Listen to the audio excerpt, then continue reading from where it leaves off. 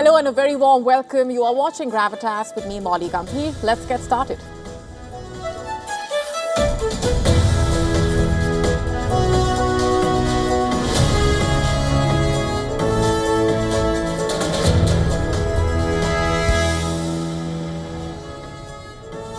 Our top focus tonight: was America's Venezuela operation a diversion attempt for Donald Trump? With critics questioning the timing, especially amid the Epstein files fallout, and legal experts questioning the operation's constitutionality. Analysts are warning that Trump's promised oil revival may be a costly mirage that cannot erase the mounting anger at home. We are dissecting all of this for you in just a bit. Also on the show for you tonight, an emboldened Russia intensifying the drone war, with Ukraine responding. We're getting you up to speed with the battlefield developments. The Uttarakhand government reportedly considering banning the entry of non-Hindus at 105 ghats in Haridwar. We're telling you all that you need to know. All this and lots more coming your way.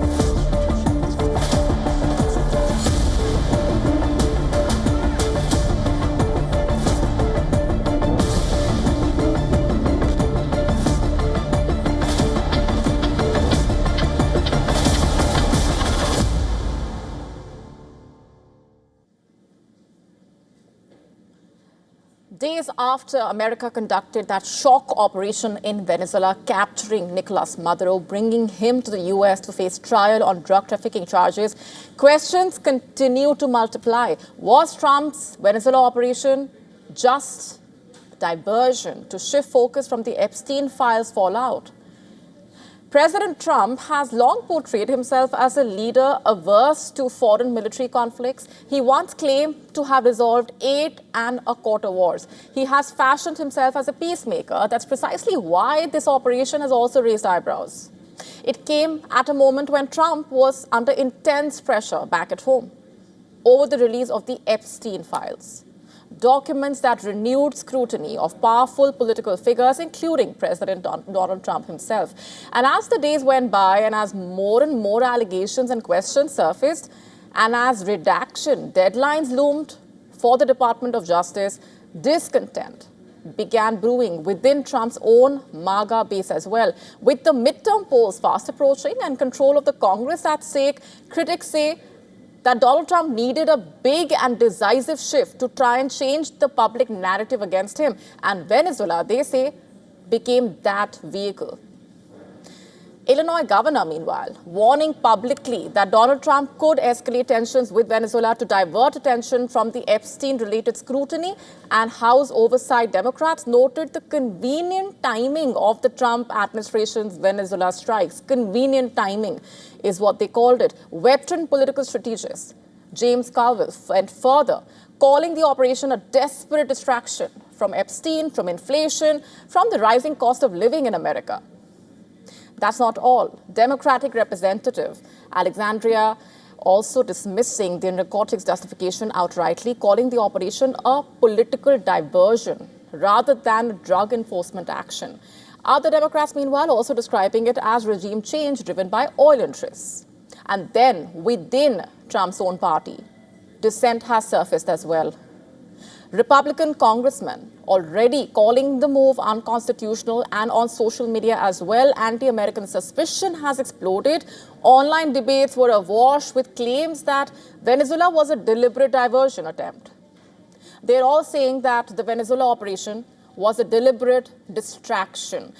That's not all. Data now supporting that perception as well. Searches for Epstein files dropped sharply almost overnight as news of the Venezuela operation dominated the headlines.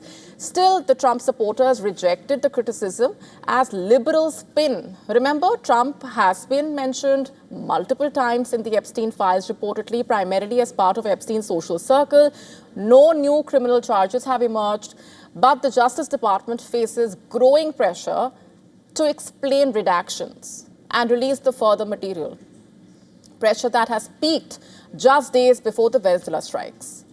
But this was not an entirely new obsession for Donald Trump, remember. He has spoken about it openly, about intervening in Venezuela since his first term, in fact. He has repeatedly floated the idea of seizing Venezuela's oil, which is home to the world's largest proven reserves.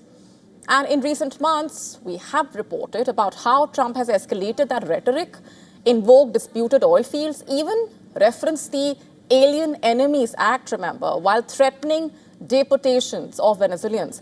Critics are saying that that was groundwork for military action, laid out well before January 3rd, and history suggesting that this pattern is not unprecedented as such for America. Remember, 1998, President Bill Clinton faced impeachment over the Monica Lewinsky scandal. America launched missile strikes on Sudan and Afghanistan. Republicans at the time accused him of wag the dog tactics, quote unquote. In the early 2000s, meanwhile, George W. Bush, under fire over intelligence failures ahead of 9/11, built the case for war in Iraq. An invasion later justified by weapons of mass destruction that were never found. In 1986, Ronald Reagan bombed Libya amid domestic criticism over the Iran-Contra affair and a struggling economy as well. We have seen American presidents act this way multiple times in the past.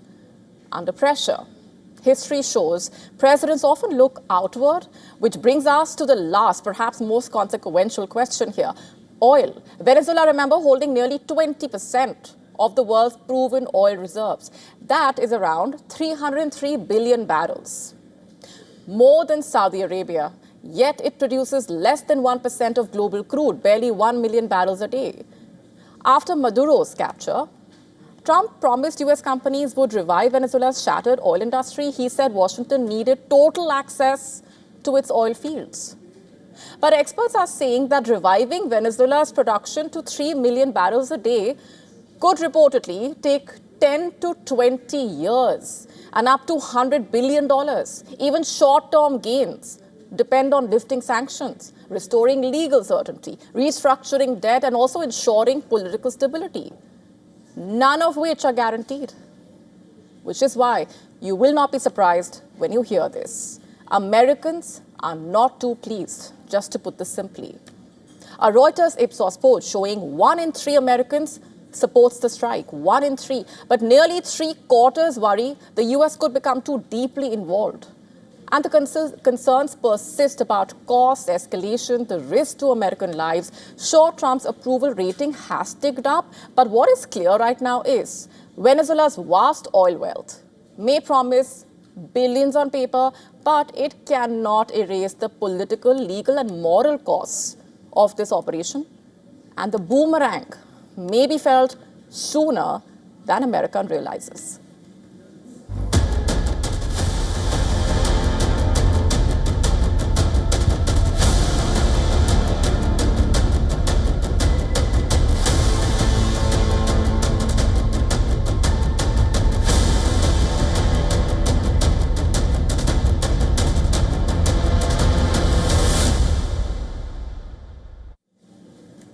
Shifting focus now to Russia and Ukraine, where we are starting off with the question, is there any peace left to defend in Ukraine, or has the war completely claimed the skies, the ground, the country's future? Any illusion of calm was shattered all over again as the conflict between the two sides escalated into a ferocious aerial exchange. Let's just break this down. Russia claiming its air defense systems intercepted a staggering 356 fixed-wing drones in just the past 24 hours. Moscow saying the attacks came from Ukrainian forces and targeted multiple regions across Russian territory. These attacks also forced temporary flight restrictions at several airports, including in the capital. Moscow further claiming that Kiev is only intensifying attacks. The Russian Defense Ministry reporting more than 250 drones were launched towards Russia on Sunday. Russia reacted with fury, carried out attacks on 148 targets inside Ukraine. These locations included military industrial sites, reportedly long-range drone production facilities, assembly workshops, training centers for drone operators. Meanwhile, Ukraine reporting a relentless assault of its own. The Ukrainian Air Force saying Russia launched 9 missiles, 165 drones beginning Sunday evening. By Monday morning, Ukrainian defenses had shot down or jammed 137 drones. But 10 locations were still hit by a combination of missiles and drones. So that's where things stand. Zelensky warning that the past week has been one of unprecedented intensity, saying that Russia launched more than 1,000 guided aerial bombs, nearly 1,000 attack drones, multiple missiles against Ukrainian cities and positions. Listen to this. Concrete steps have already been taken, and they are clearly proving effective. In December, 35,000 occupiers were eliminated, and this has been confirmed with video footage. In November, there were 30,000, and in October, 26,000 eliminated occupiers. The increase in these figures is the result of the right decisions. So the West is preparing for a possible ceasefire in Ukraine, with the US set to lead a monitoring and verification effort. European countries would join if a peace deal is reached. Under the plan, the US would support a European-led multinational force deployed in Ukraine after a ceasefire and will be ready to respond if Russia strikes again. This group is being called the Coalition of the Willing. So far, 26 countries have promised troops or other support, but only the UK and France have actually committed soldiers. Poland, Spain and Italy have opted out, while Germany, Finland, Estonia have raised concerns about their own security. And before we go on any further, a quick look at what else is lined up for you on the show tonight. As European leaders rally behind Greenland, the big question remains over what the latest developments mean for the NATO. We tell you how and why NATO's future is being questioned after America's Venezuela operation.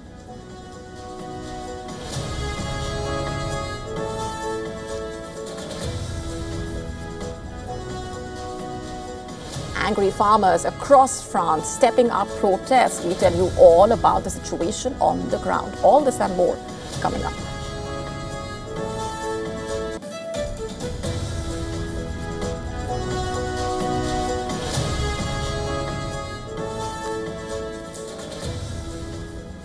On to protests in Iran, which have entered their 10th day now, spreading across most of the country as economic anger turns into open political defiance. With inflation above 50%, a falling currency, a growing death toll, Tehran is balancing between reform and repression. And in the latest, a statue of the late supreme leader, Ruhollah Khomeini, and his successor, Ali Khamenei, have been set on fire by protesters in a northern city of Iran. As tensions flare up, our next report telling you all about the situation on the ground.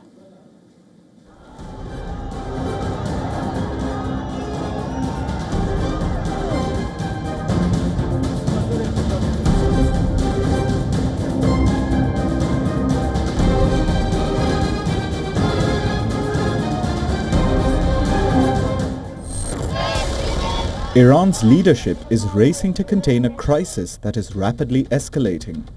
Over 1,200 people have been arrested so far.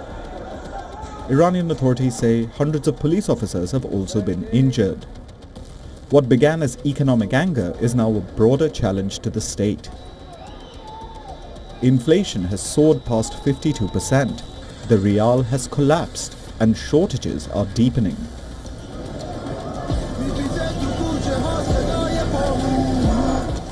The protests, which started in Tehran's bazaar, have spread to universities and small towns. In the latest escalation, security forces were seen entering Birjand University and detaining students. Protests have spread to 27 of Iran's 31 provinces, reaching over 100 cities and towns. The unrest had concentrated in parts of the west, with large populations of the Kurdish and lower minorities. Under intense pressure, President Masoud Pezeshkian has announced a major economic reset, ending preferential foreign exchange rates blamed for corruption. The government concedes that prices may rise briefly, but says direct subsidies will now go to consumers, not importers. Tehran also plans to distribute cash handouts to nearly the entire population. Under the plan, the government would issue monthly coupons worth 1 million tomans, about $7 at the open market rate to every Iranian. Some economists have questioned whether the measure can achieve its stated aim. In my view, the government saw that they couldn't rein in the inflation, so they said, let's give people 1 million tomans so that we can somehow absorb the pressure to hold it back. I mean, it's like a temporary painkiller. Iranian parliament is also reviewing emergency measures, sharper pay rises, tax cuts, subsidies for essential goods, and support for bread and pensions. But even as economic concessions are offered, the state is signaling zero tolerance. Iran's judiciary warns that Tehran will offer no leniency to rioters, even though the public has a right to demonstrate. Tehran accuses the United States and Israel of fueling unrest and warns that security forces will not back down. Inside Iran, reformist allies of the government are also breaking ranks. The United Nations has urged restraint. UN Secretary-General Antonio Guterres has called on Iran to protect the right to peaceful protest and prevent further loss of life. Israeli Prime Minister has described this as a potential turning point, though similar moments have failed to topple the system in the past. Bureau Report, WION. World is One.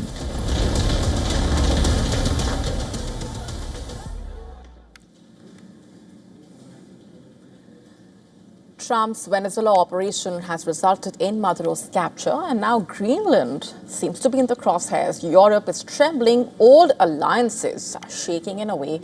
A once unbreakable military pact facing its biggest challenge yet. From Warsaw to Copenhagen, leaders are warning of collapse if Europe does not arm up. European leaders, in fact, are rallying behind Denmark and Greenland, but are apprehensive about Trump's next move. The big question still is this the beginning of the end of NATO itself? Take a look.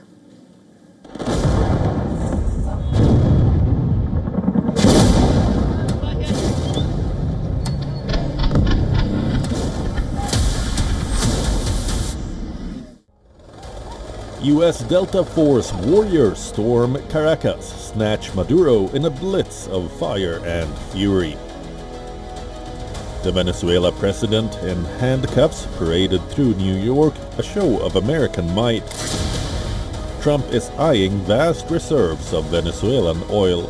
Washington's military intervention in Latin America has reignited fears about Trump's designs, but the shockwaves slam Europe the hardest. Polish Prime Minister Donald Tusk fires a salvo, saying no one takes a weak, divided Europe seriously. Not enemies, not allies. Arm up, unite, or we're finished. The statement follows Trump's territorial taunts on Greenland, a Danish territory. Polish Prime Minister Donald Tusk assures Denmark can count on European solidarity over Greenland, while warning that NATO members should not attack or threaten each other. Bardzo nam zależy na tym, aby We must do everything to ensure that European-American ties, these transatlantic ties which are, after all, the foundation of NATO and our security, do not suffer in the coming days and months as a result of various announcements, decisions, or misunderstandings. oczywiście Dania może liczyć tutaj na The US president has been vocal about his desire to take control of the self-governing mineral-rich Arctic island since returning to the White House. Greenland is on the shortest route for missiles between Russia and the US, and Washington already has a military base there. France, Britain, Germany, Italy, Poland and Spain all have backed Denmark, but beyond the assurances, the fear is real. The Danish Prime Minister says any US attack on Greenland spells the end of NATO.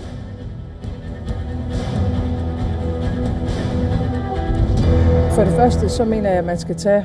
Firstly, I believe that the American president should be taken seriously when he says that he wants Greenland. But I also want to make it clear that if the United States chooses to attack another NATO country militarily, then everything stops. That is, including our NATO and thus the security that has been provided since the end of the Second World War. One of Donald Trump's most influential aides, Stephen Miller, said nobody's going to fight the US over the future of Greenland. The people of Greenland are nervous. Well, it makes me feel a little nervous. I mean, there's no need for this escalation. Greenland is part of NATO, is part of the Danish kingdom, and he has all the access he wants for the troops, so I see no need. You cannot compare this to Venezuela. He wants power over Greenland. He wants Greenland, so I'm afraid that if he wants it badly enough, he damn well will do it. Experts are blunt. If tomorrow Trump decides to send American troops into Greenland, who would stop him? NATO cannot act against its most powerful member. Washington holds the biggest army, the largest wallet, the command structure, and that leaves a question Europe fears to voice. Is NATO truly a shield, or is it breaking apart? Bureau Report, WION, World is One.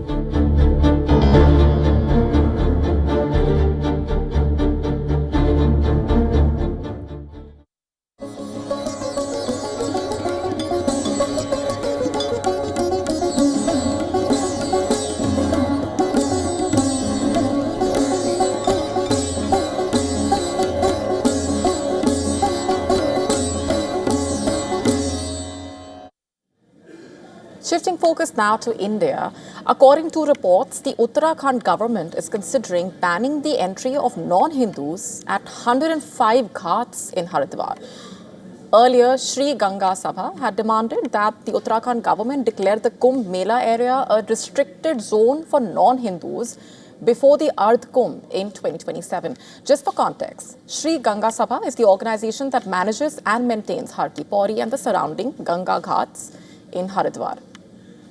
The Sri Ganga Sabha president had reportedly said that it is the need of the hour that before the upcoming Kumbh, the entry of non-Hindus should be banned at all Ganga Ghats and religious places in the Kumbh Mela area. Simply put, he sought a ban on non-Hindus from entering the Kumbh Mela area. So following demands from a section of seers and the Ganga Sabha reportedly, now the Uttarakhand government is considering banning the entry of non-Hindus at 105 ghats in Haridwar, reportedly spread across nearly 120 square kilometers. Earlier, the Sri Ganga Sabha president had reportedly also praised the government's announcement of holding a divine and grand Kumbh in Haridwar next year. The Uttarakhand chief minister reportedly has said that he would discuss the matter and implement appropriate measures. The Ardh Kumbh is scheduled to start on Makar Sankranti in January 2027. And just for context here, with the Uttarakhand government considering the move to bar non-Hindus from entering the 105 ghats in Haridwar, all of this also bringing in focus a 1916 agreement. Officials are reportedly examining the details of the agreement that sought to ensure the uninterrupted flow of the Ganga and preserve Haridwar's sanctity, reportedly. It included curbs on the entry of non-Hindus at river ghats and barred them from permanent residence in Haridwar and Rishikesh, allowing visits only for work-related purposes.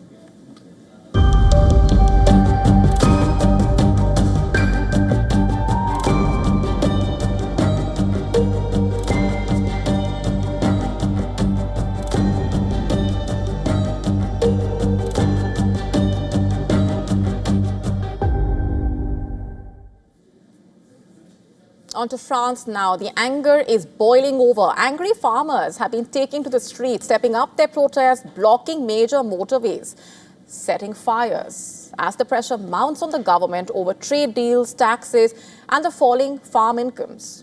Footage from the protest site showing smoke billowing into the sky in northwestern France as farmers blocked access to a motorway, setting fire to tires, branches in a dramatic show of their anger.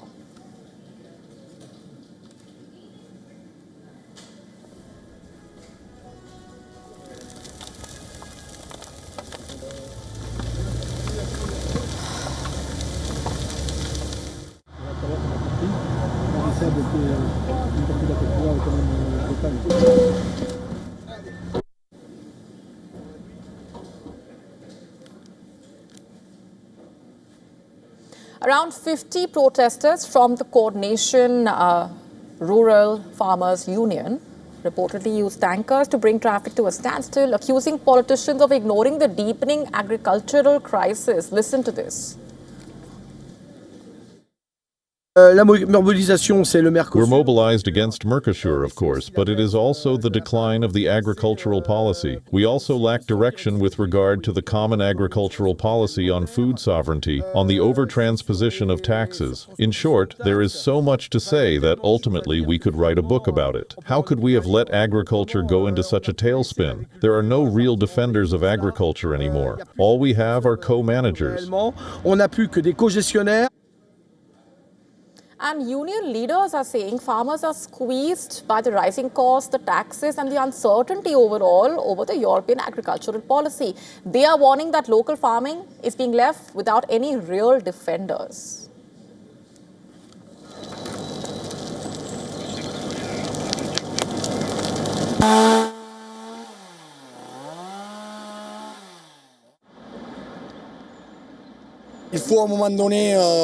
Solutions must be found. For 2 years, it has been clear that this government is incapable of providing us with solutions. We offered them a solution in the form of a moratorium, which we sent to them a month ago, but we have not received a response. So today, we are going to take the moratorium to them. Today, farmers must be able to make a living from their work. We need to have a decent income. That's it. It's like everyone else, I would say. We work to live. We don't work to die.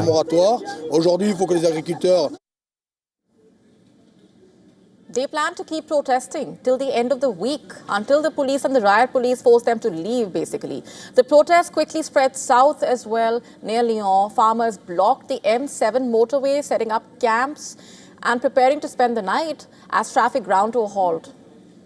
Anger is being fueled by fears over a long-delayed European Union trade deal, basically, with the other bloc, which farmers say could flood Europe with cheaper agricultural imports. So that's a major concern for them. Listen to this. In any case, we will go to Paris, whatever the cost. We are not going there to cause violence. We want to go peacefully and explain to our parliamentarians that they have all been betraying us for 40 years. Now, France has called for safeguards and delays to that agreement, even as the EU pushes to finalize the deal in the coming days, with farmers vowing to stay on the roads. The pressure is only mounting in Paris and Brussels.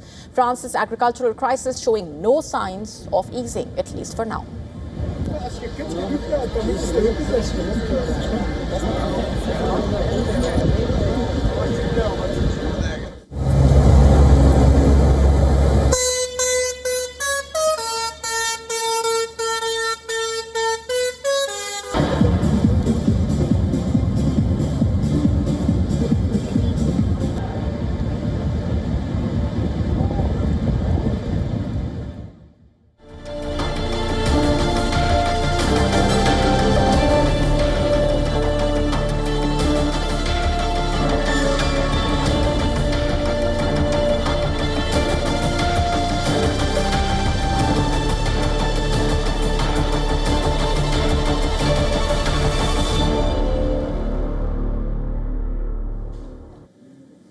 In a move aimed at stemming the violence in the West Bank, the Israeli Defense Forces have authorized the use of electronic monitoring bracelets to enforce restraining orders. Under the new order, basically, authorities can require individuals under administrative restraints to wear electronic monitoring devices and track any violations of their restrictions.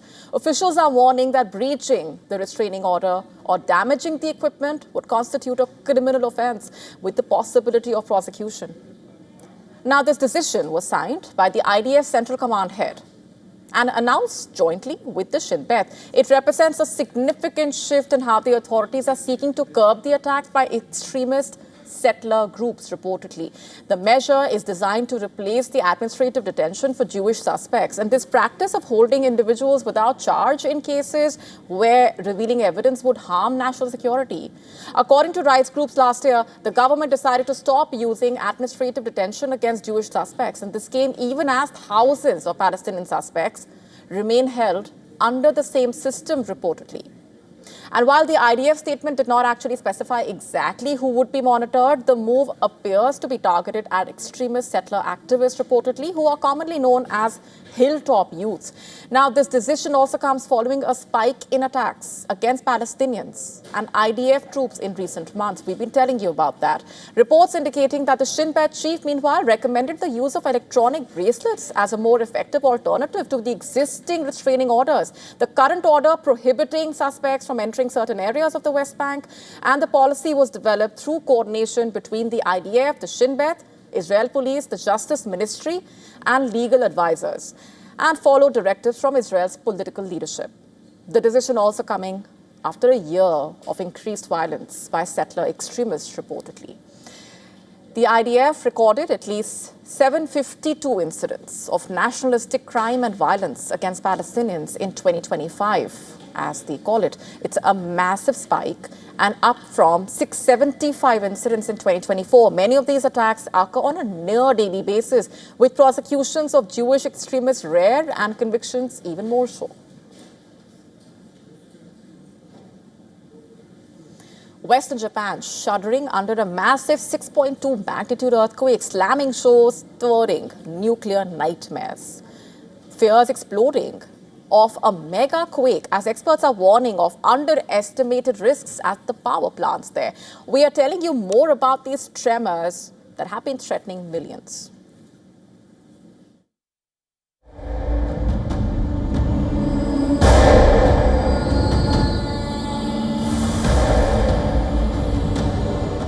This is the moment a massive quake struck Japan. This is Shimane nuclear power station shaking vigorously. The 6.2 magnitude monster struck western Japan, rattling homes from Shikoku to Kyushu, hurling furniture and cracking roads in its savage grip. Panic surges through the coastal towns, tsunami sirens wail, quake alert systems went into an overdrive. Just weeks ago, a 7.5 trembler scared the region. Now, this aftershock revives the ghost of Nankai Trough.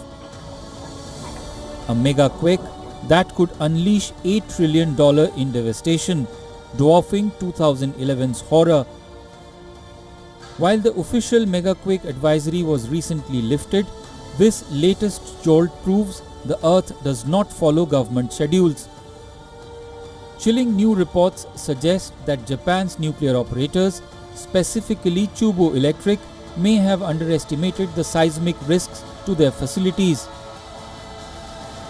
At the Hamaoka nuclear plant, critics argue the defensive walls are no match for the true fury of a Nankai Trough megaquake.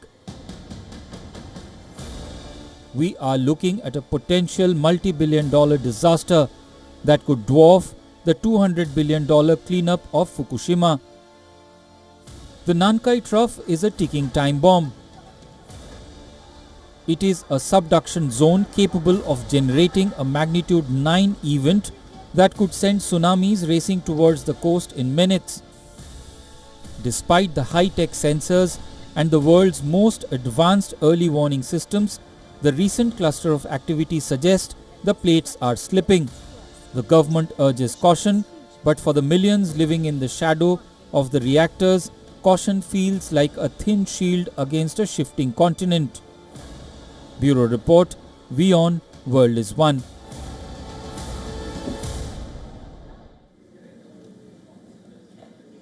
Moving on for now, the president of Ukraine undertaking a major government overhaul.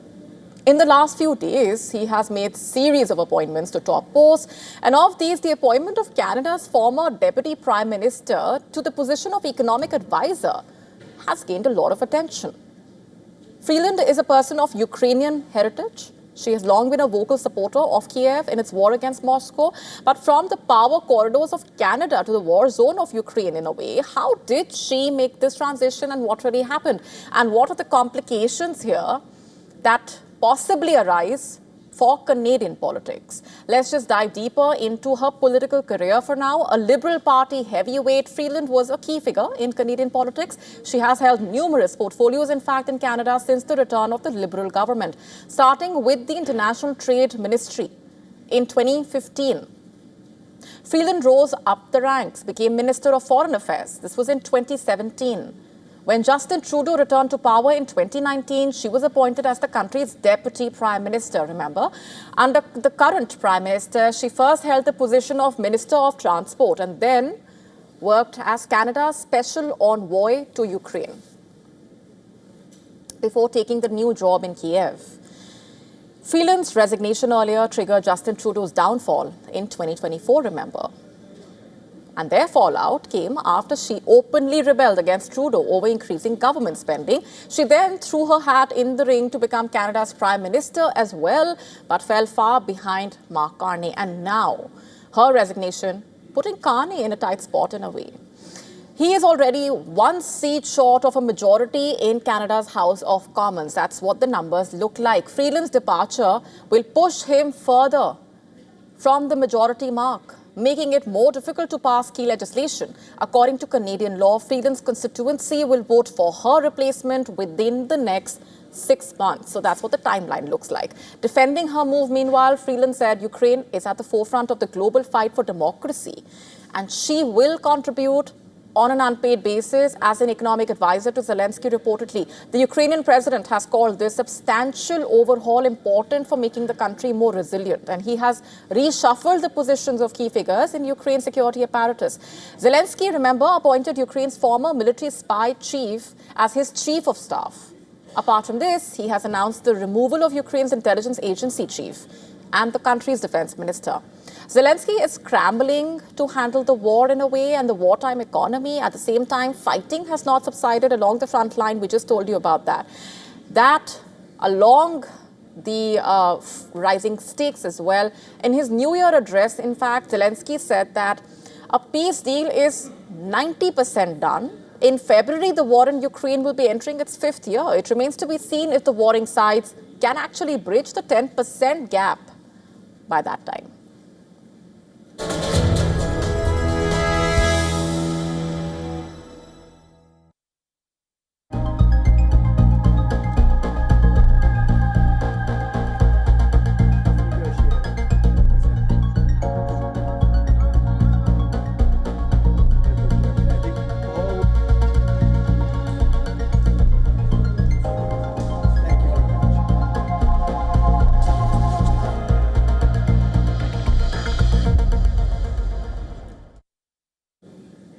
Let's start off with the question now.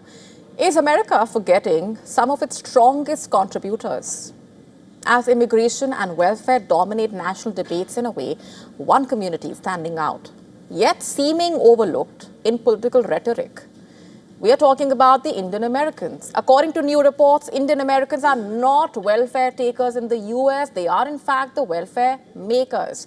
They are powering the US economy, creating jobs, contributing billions in tax revenue.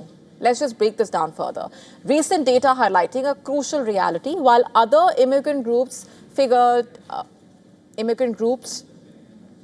are prominent in welfare statistics, Indian Americans hardly register.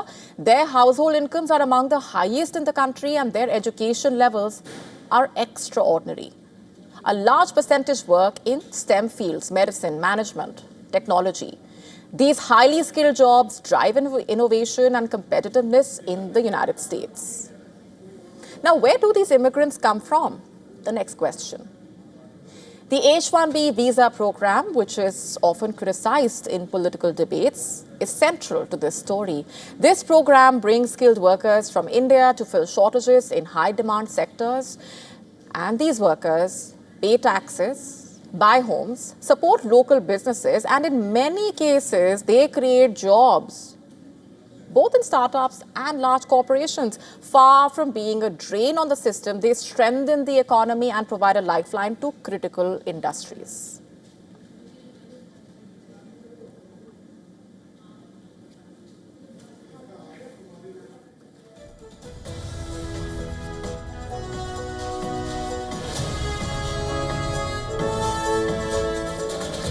In fact, President Trump recently highlighted immigrant households receiving welfare, but skipped over Indian Americans despite their long track record of contribution.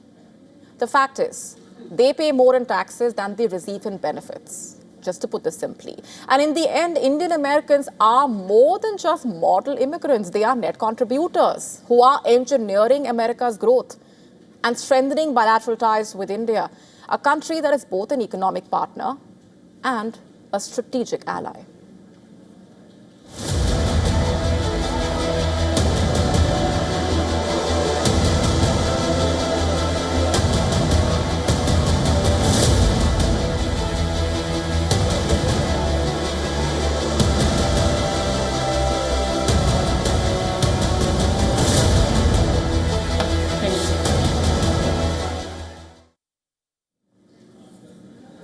Switching gears now to Bangladesh. It's heading for an election on the 12th of February. 300 of the 350 seats in the country's legislature will be going to the polls. The remaining 50 will be filled after the election on the basis of proportional representation. So there are 300 seats up for grabs on the 12th of February. 51 political parties will be contesting, and this includes heavyweights like the Bangladesh Nationalist Party, the Bangladesh Jamaat-e-Islami. Altogether, the 51 parties have put up 2,568 candidates, to be precise. However, only 109 of them are women. So, on the 12th of February, women will make up a mere 4.24% of the candidates. Even of the 109, by the way, only 72 of them have been fielded by political parties. 37 are independents. In total, 30 of Bangladesh's 51 political parties have fielded no women candidates for these elections. Those numbers on your screen as well. Let's just look at some of the most prominent parties now and the number of women candidates that they have fielded.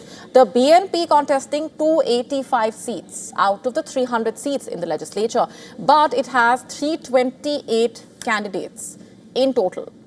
It is fielding multiple candidates in some constituencies, in fact, but despite this, the BNP put forward just 10 women candidates. This was including the late former Prime Minister Khaleda Zia. With her passing, the BNP will be needing to revise the nominations, so the number could drop further. The Jamaat-e-Islami, meanwhile, contesting 276 seats, and not a single one of its candidates is a woman. It's almost the same situation with the Islami Andolan Bangladesh.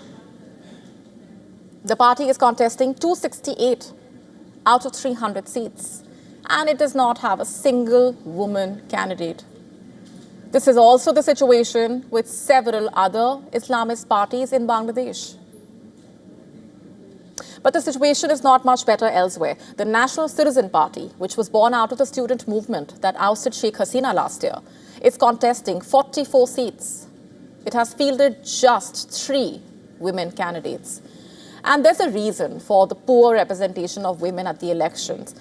I mentioned earlier, only 300 of the 350 seats in Bangladesh's parliament were going to the elections. The other 50 seats are granted later on the basis of proportional representation. These 50 seats are reserved for women. They are reserved for women. Parties nominate women of their choice to the seats they are allotted, which means women are guaranteed at least 14.29% of Bangladesh's parliamentary seats, basically. But almost none of the women are elected directly. They are chosen by their parties in a rather opaque manner, keeping the women representation in politics largely symbolic.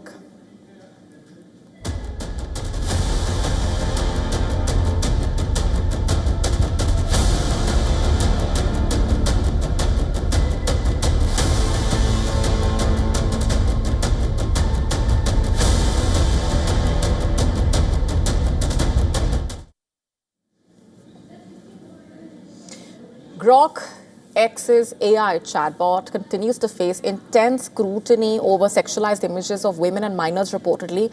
European regulators and British authorities have now joined France, Malaysia and India in demanding explanations from X. The European Commission described the sexualized and non-consensual images generated by Grok as illegal, appalling and unacceptable, and said that such content has no place in Europe.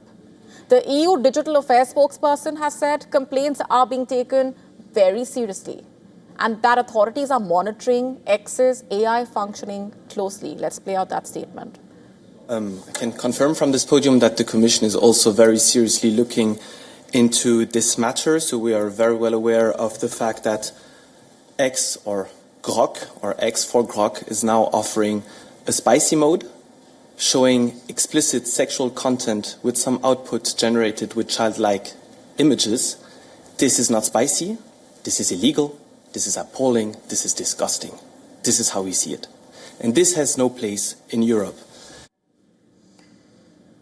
Meanwhile, Britain's regulator has asked X to clarify how Grok created undressed images and whether the platform failed to meet its legal duties to protect users.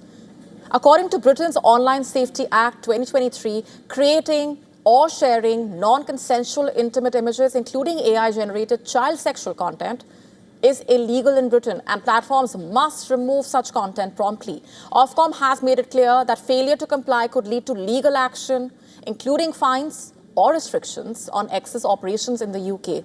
Not just that, the regulator is also reviewing how X's internal safety systems and content filters work and whether the company has taken adequate steps to stop minors from being exploited.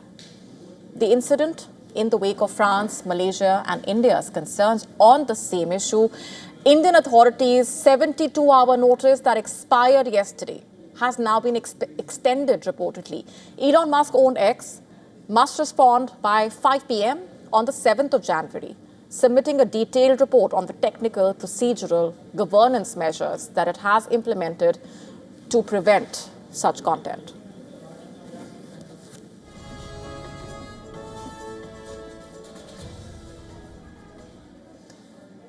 Digi Yatra, India's facial recognition platform, has transformed the way people travel. Long queues for entry becoming a thing of the past in a way at most airports.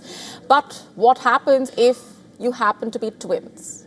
A rather peculiar situation came to the forefront recently. Reportedly, two passengers who are identical twin brothers tried to enter the Mumbai airport using the facial recognition-enabled Digi Yatra gates. What happened next? The system reportedly flagged an error indicating that more than one person matched the same face and denied them access.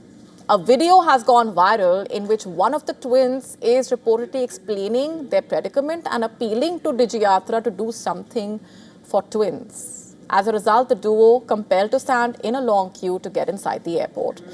The video garnered over 62,000 views and generated a debate over a newly discovered issue, in a way, in the system.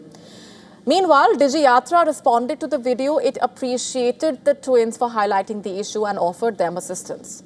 While Digi Yatra promises streamlined travel, incidents like these are a reminder that technology can have limitations in such cases.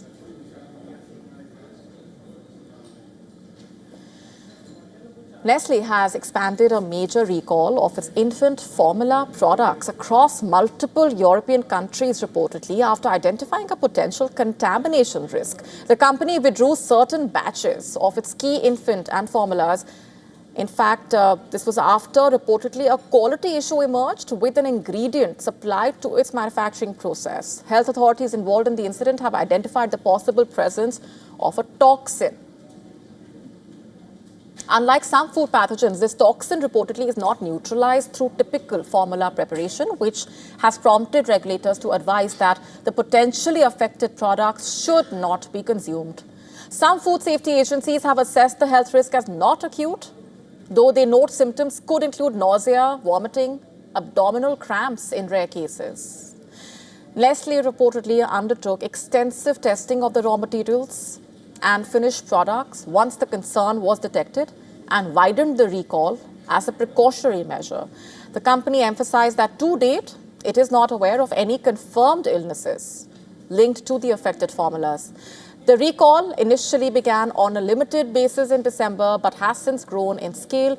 The recall covering products sold in Austria, Denmark, Finland, France, Germany, Ireland, Italy, Norway, Switzerland, and the UK, reportedly, the list of countries there. According to Austria's health ministry, meanwhile, more than 800 individual items produced at over 10 Nestle facilities may be involved, making this the largest product recall in the company's history, though Nestle has not independently verified the exact count reportedly.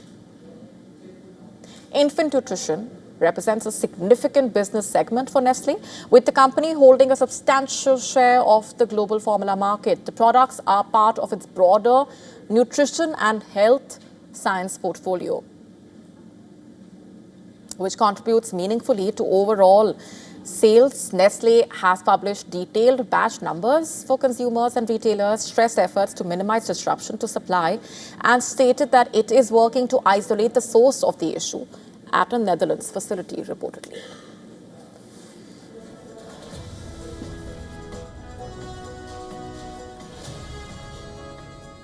An iconic Hungarian filmmaker who helmed the 1994 film died at the age of 70. The legendary filmmaker, known for his peculiar style of filmmaking, is no more. He was known for his long takes and depictions of desolate landscapes of the big screen. Hungary's national news agency reported his death, citing a statement the director, meanwhile, made on behalf of the family. The filmmaker passed away after a long and serious illness. He was born in the southern Hungarian university town in 1966. He started his filmmaking journey at the age of 16 and then joined experimental film studio. He made his first feature film, Family Nest, way back in 1977, and notably he also credited to have made the first Hungarian independent feature film.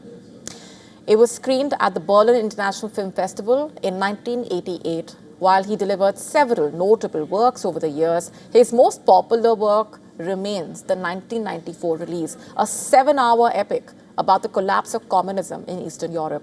The iconic filmmaker announced his retirement after completing his last feature film, The Turin House, in 2011. However, he helmed 2 short films in the following years. From filmmaking, he transitioned into teaching and devoted himself to educating a new crop of filmmakers across Hungary, Germany, and France. With that, it's a wrap on this edition of Gravitas Tonight. This is me, Molly Gambhir, signing off. Thanks very much for watching. We're leaving you with Gravitas Worldview.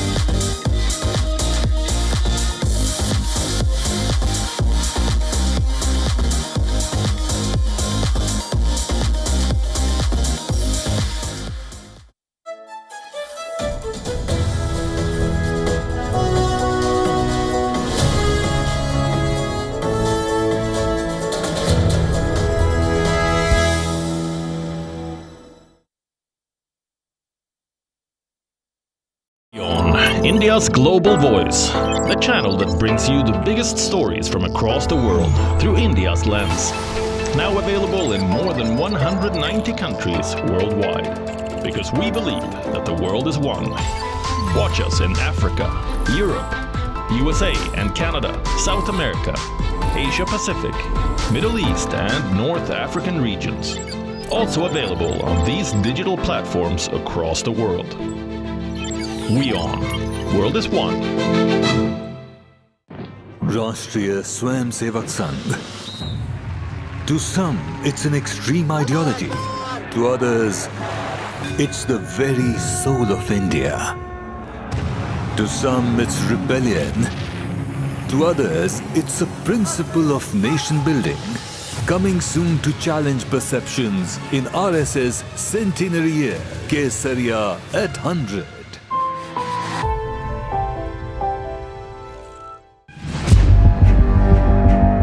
Where darkness hides behind every corner. Where the truth is stranger than fiction. A show that dives deep into the stories which shock and mystify. Unsolved murders. Psychopaths who defy explanation. International war crimes. And millions swindled in financial fraud. The victims, the accused, and the sinister plot. Crime is your front row seat to darkness.